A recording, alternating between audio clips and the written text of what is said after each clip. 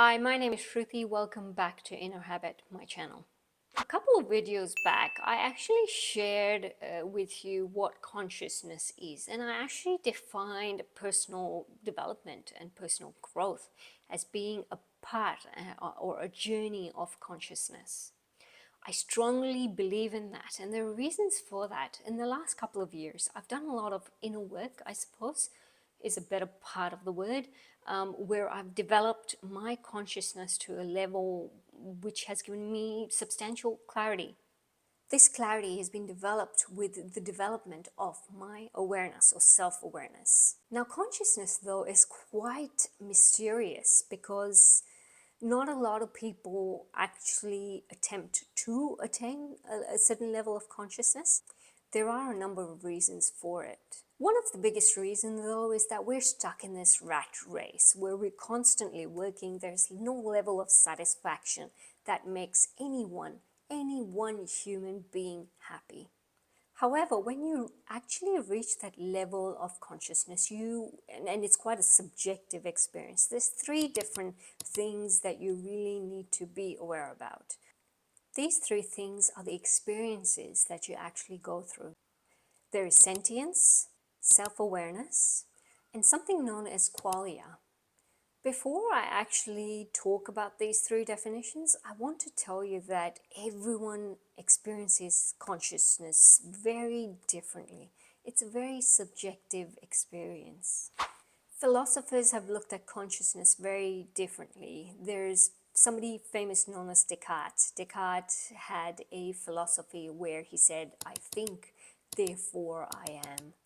Scientists are currently exploring what consciousness is, and they're looking at three different areas of the brain. The fact remains that no two individuals will ever have the same experience. The reason for that is just like DNA, we're all wired very differently. Our brain circuits are different. Information enters our brain through different circuits in different ways. We process information differently. So the output, which is our conscious experience, gets colored by these personal pathways. Now, what makes consciousness a subjective experience is the addition of a personal filter. This personal filter is another filter on top of our individual filters. These personal filters could be an emotion, it could be a previous experience that an individual has gone through. So these combined filters actually create a mixed reaction and your personal reaction. So it's like a kaleidoscope of subjective experiences. And we call this consciousness. Beyond this whole subjective experience of what consciousness is, lies sentience. Sentience is the ability to feel and perceive. Now, sentient beings are capable of experiencing the world through their senses, the five senses. So the ability to sense and register the world with the five senses create an interaction, and all their interactions will be based around the five senses. Now, consciousness is not just a passive observation, it's also developing your self-awareness. This is something that I actually emphasized on in my previous video. So do watch that previous video because it goes through a journey of what consciousness is. I've attached the link here. Self-awareness is very important because it gives you the ability to recognize yourself as distinct from other beings. Developing your self-awareness, understanding yourself, the person that you essentially are key important things when developing consciousness. If you don't understand yourself, then there is nothing. You get absorbed in what perception other people have of you. Worse, it actually influences you. Other people's perception influences you so much that you begin to lose your identity. Now, the third thing I mentioned was qualia. Now, it's an enigmatic essence of subjective experiences.